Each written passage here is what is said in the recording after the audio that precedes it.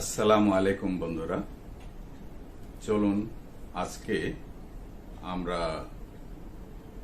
যারা অনলাইনে এই মুহূর্তে আছি ভারতীয় মিডিয়া বাংলাদেশ সম্পর্কে কি বলছে এই কথাগুলো আমরা শুনে আসি। আগে বাংলাদেশের উন্নয়নের অগ্রযাত্রায় অনেকেই ঈর্ষান্বিত, বিশেষ করে প্রতিবেশী দেশ ভারত, পাকিস্তান, মায়ানমার এরা বাংলাদেশের প্রতি মনে মনে খুবই হিংসায় জ্বলছে, কারণ বাংলাদেশ ইতিমধ্যেই উন্নয়নের সাঁকোয় পা দিয়েছে এবং উন্নয়নের অগ্রযাত্রায় চলছে।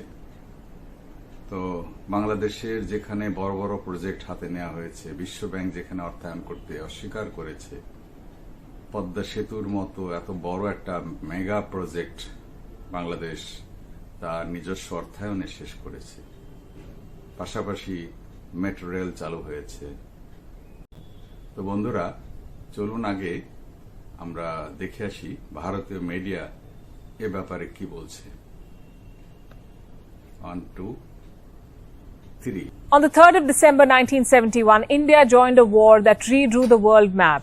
It was not a war of choice, but a war of necessity. At least 11 Indian air bases had been attacked, and 10 million refugees had crossed the border. The stability of the continent was at stake, but international concern was more than missing. The Indian Army, under the command of Field Marshal Sam Manekshaw, was asked to intervene. An offensive was launched. All three forces fought in unison and overwhelmed the enemy. India took 93,000 prisoners and helped 75 million people get freedom. This was one of the shortest wars in history.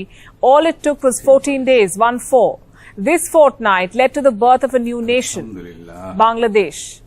Hello and welcome to Gravitas Plus. I'm Palki Sharma Upadhyay. It's been 50 years since the liberation of Bangladesh, a true friend of India, a trusted neighbor and a valued partner. There's an enormous reserve of goodwill that both India and Bangladesh have for each other.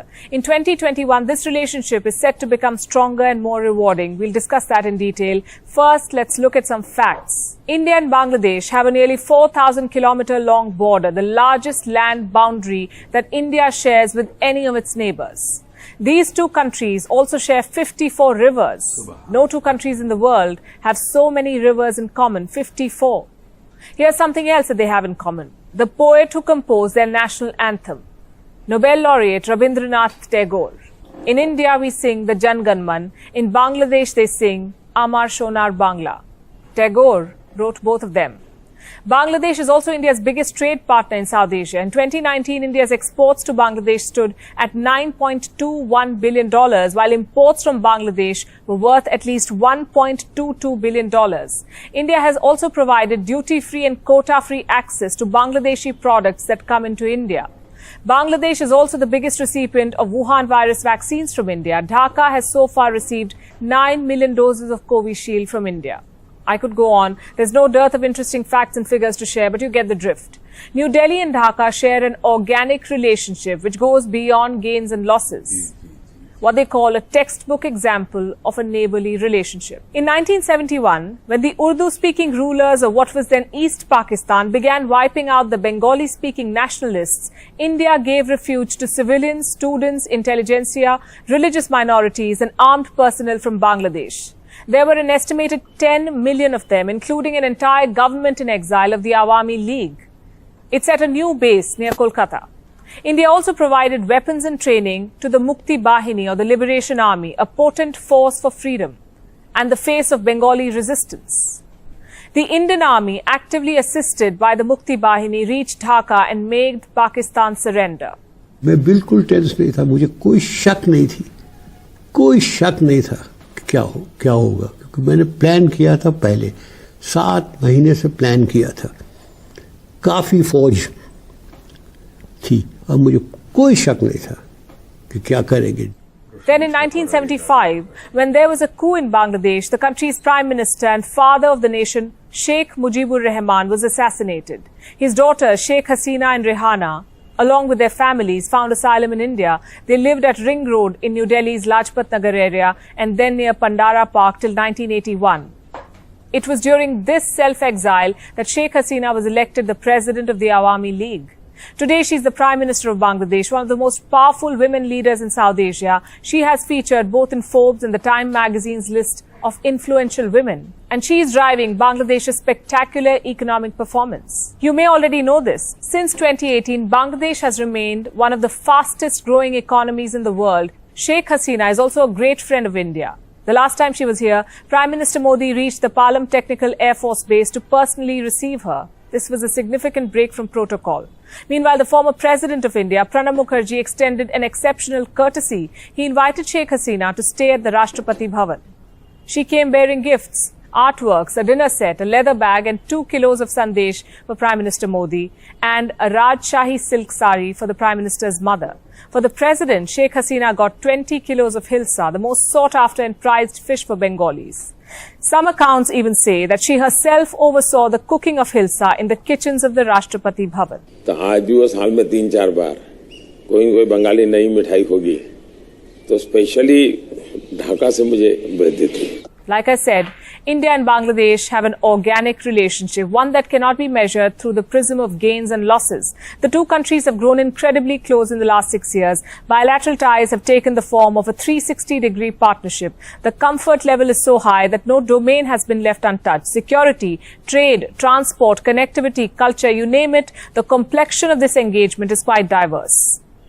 There is a sizable Tamil and Telugu population in Bangladesh in the textile, tech and medical industry. A growing number of tourists and Bangladeshi students now visit India. In September 2020, when India marked the Forbes and the Time magazine's list of influential women, and she is driving Bangladesh's spectacular economic performance. You may already know this. Since 2018, Bangladesh has remained one of the fastest growing economies in the world. Sheikh Hasina is also a great friend of India. The last time she was here, Prime Minister Modi reached the security, trade, transport, connectivity, culture, you name it, the complexion of this engagement is quite diverse. There is a sizable Tamil and Telugu population in Bangladesh in the textile, tech and medical industry. A growing number of tourists and Bangladeshi students now visit India. In September 2020, when India marked the 150th anniversary of Mahatma Gandhi, Bangladesh issued a stamp in his honor. In January this year, a 122-member contingent of the Bangladesh Armed Forces took part in the 72nd Republic Day Parade in India. They marched to the tune of Shono Ekti Mujibur Theke. Listen from the one Mujibur. India and Bangladesh are also jointly producing a biographical film on Sheikh Mujibur Rahman. The film was announced by INB Minister Prakash Javadekar at the 51st International Film Festival of India. It will be directed by the legendary filmmaker Shyam Benegal. This was as far as the people-to-people connect is concerned. On the government level, Prime Minister Modi has met Sheikh Hasina several times in Delhi, in Dhaka, in Kolkata and elsewhere, and each meeting has been remarkable. Both leaders have shown an astute understanding of their priorities and they've struck deals on several joint projects. In 2019, they agreed to build a coastal surveillance radar system to combat growing security threats in the Bay of Bengal. In March 2020, Bangladesh wholeheartedly backed Prime Minister Modi's call for a regional emergency fund for tackling the pandemic. It contributed $1.5 million to this fund. Then in December, leaders of these two countries held a virtual summit to enhance bilateral ties. A number of MOUs were signed, several deals were struck, the foremost being a trans-border railway route to enhance trade ties.